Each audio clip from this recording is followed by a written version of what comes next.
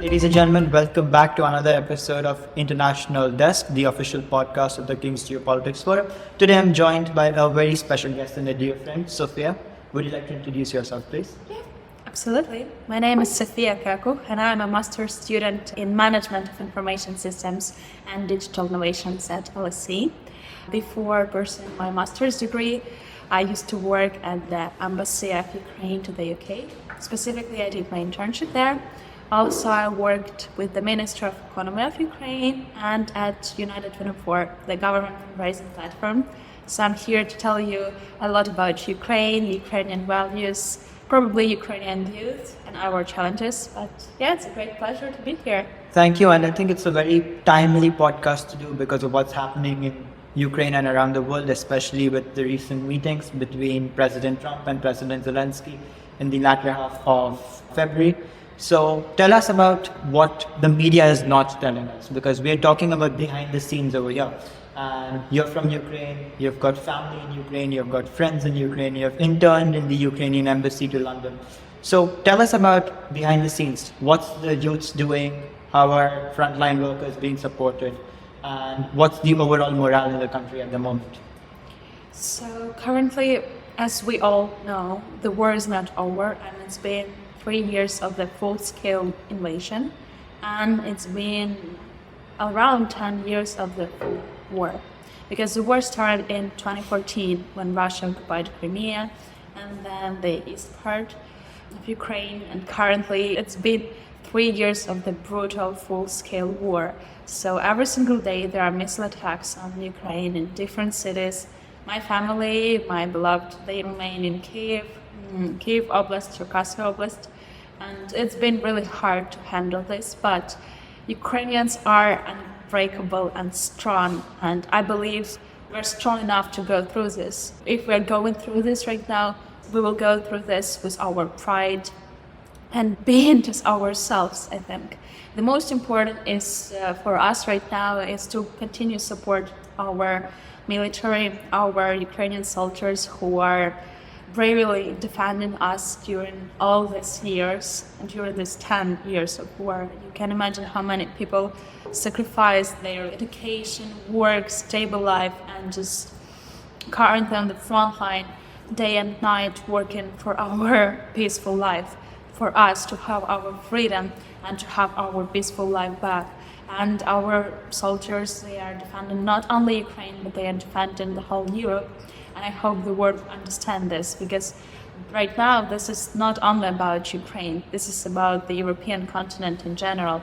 So in terms how the country is going, even though it's really hard to live, everybody keeps living life, and as much as you can, even enjoying the life. Because, for example, when there is a missile attack in, let's say, Kyiv, in the morning you have the missile attack, there are some building destroys, but a few hours later or even 1 hour later, all cafes, restaurants, shops, everything works, everything is opened, and there are like lots of unbreakable people who are going through this, because this is what makes us ourselves, to be brave.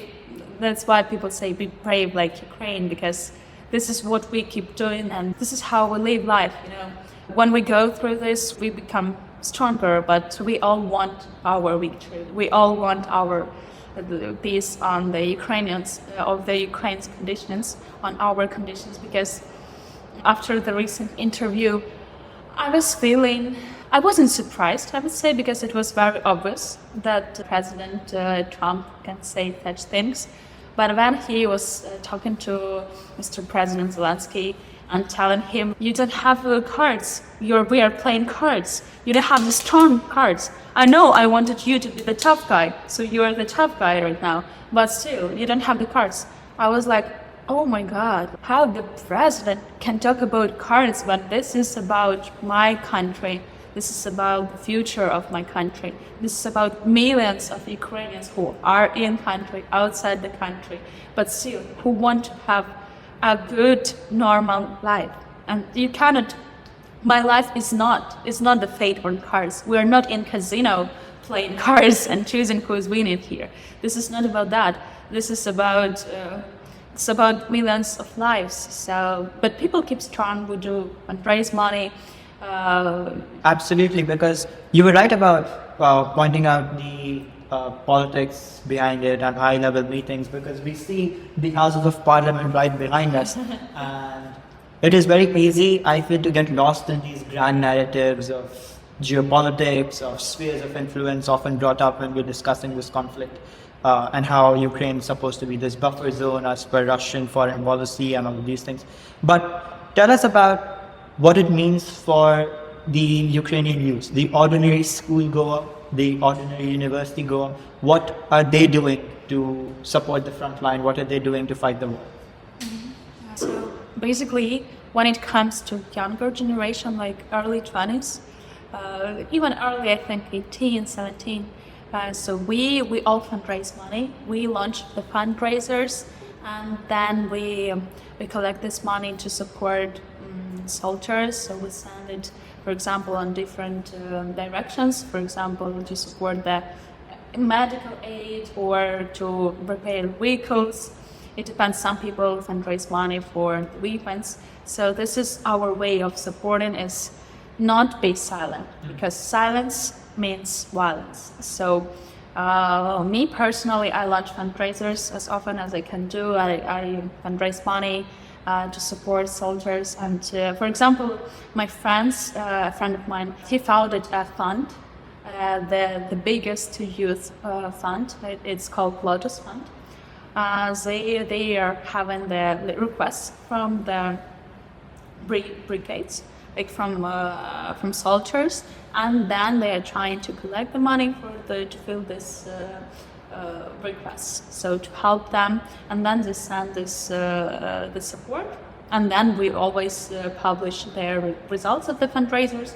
For example, during winter, I remember when Kyiv was bombed, it was December 19. I started my fundraiser, and we collected like 1,000 presents for Ukrainian soldiers, and there was some even cute stuff, like even letters. So we wrote letters as well, but we helped to repair vehicles. We fundraised for drones, for defense as well. So this is how young generation are trying to help. In terms of kids, kids who are in Ukraine, they still go to school physically. Some schools have online or hybrid format of studying.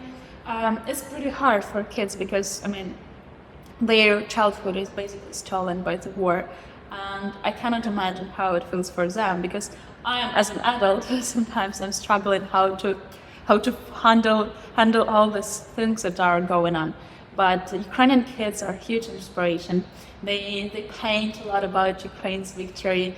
They send letters, they support, and many kids, they have their fathers or their mothers on the front line for them, and many kids unfortunately lost their parents on the front line. And I see many photos, I read many stories about kids going to funeral, because this is what happened, and this is really hard. But as I said, we are very united, and especially now Ukraine is very united. Russia tries to divide us as a country, to occupy some parts, but it's not going to happen. I'm sure, and I hope, and I pray, and always, we do believe in our victory. We do support our army, but just right now, we don't want to beat the card that America playing or Russia is playing. We are not the card. This is about the biggest war on the European continent, and we are trying to be as united as we can, and as brave and courageous as we can be.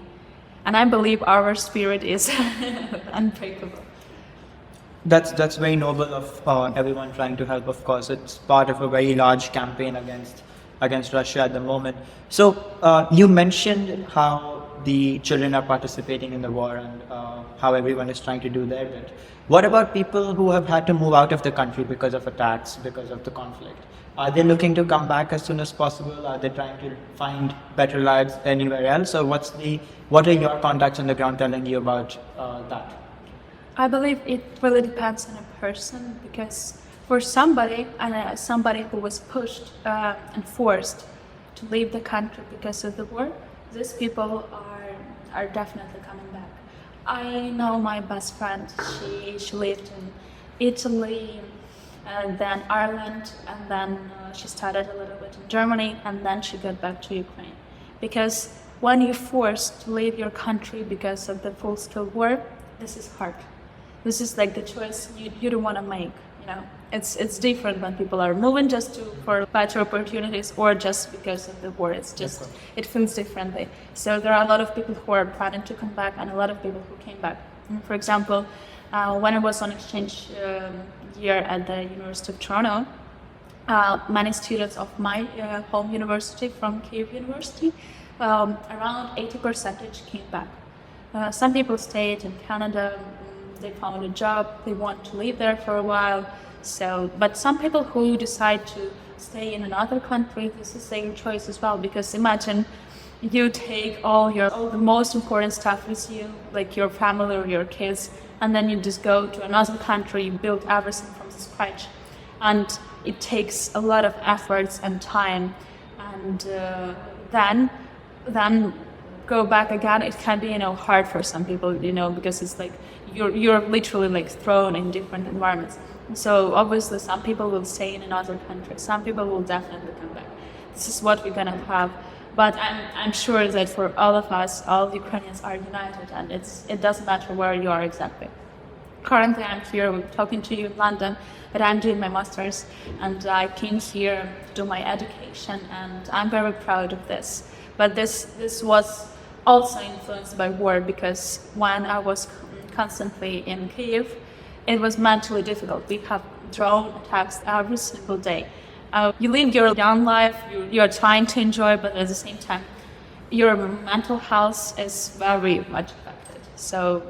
But still, some people don't want to move at all from Ukraine, because this is where they belong, this is where they were born. I understand. And of course, you were talking about how your peers from Ukraine were all students in other universities. What's the student community of Ukraine doing who's outside studying, such as yourself? And you were talking about your experience in Canada as well. Could you shed some light on that? Yes, sure. When I was on my exchange year, because I had 2 semesters, with students from Kyiv Mile Academy, this is my home university, we organized an exhibit. It's called Untold Diplomas. It is an exhibit which features 40 stories of students who were killed during the full-scale war. This is very hard to talk about this, but we wanted to organize this exhibit to honor the memory of killed peers, of our friends. Among those stories, there's one story about my friend. And so basically, why unissued diplomas? Because the diploma was never issued to the person, because the person was killed. And there are different stories. There is a story of my friend Philippe, who was on the front line, and he was killed in Bakhmut, and he never got back. So we lost him. Even his body couldn't be delivered. That's very hard. But yeah, there was some stories about a peaceful day. For example, I remember there was a story about a girl who was just going to driving school, and then she was coming back, and the missile attack, and the missile just hit her, and she died.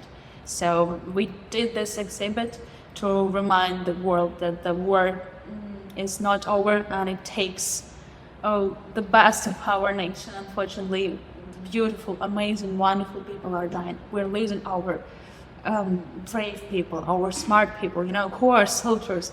These are the guys, just ordinary guys, just like the same age as me, for example, who decided to join the army. Or there are some people who were, learning how to be like soldier professionally. This was like their career. But again, this is not over, and this is about Ukraine being invaded by Russia. And I hope the whole world understand this.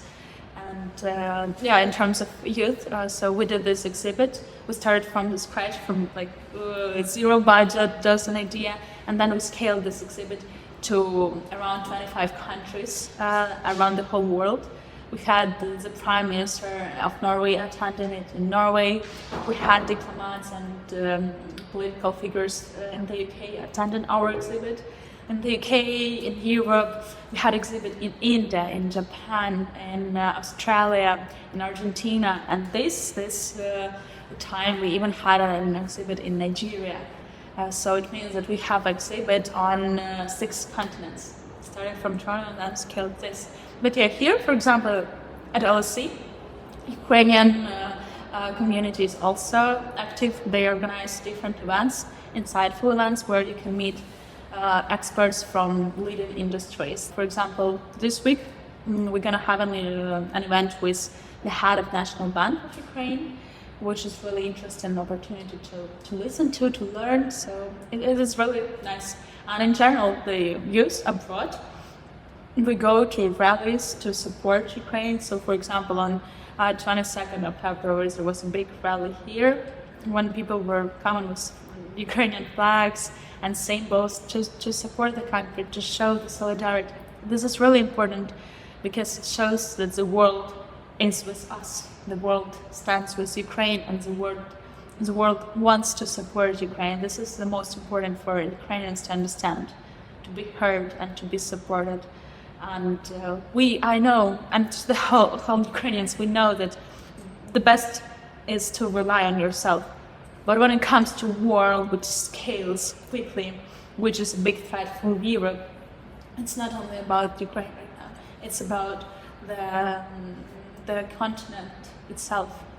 Absolutely, and that's a very touching story you told us about your peers. I mean, it is absolutely unthinkable what is happening. Nobody has ever seen anything like it. And the Ukrainian spirit, I think, is something that is exemplifying resilience, self-belief, and fighting.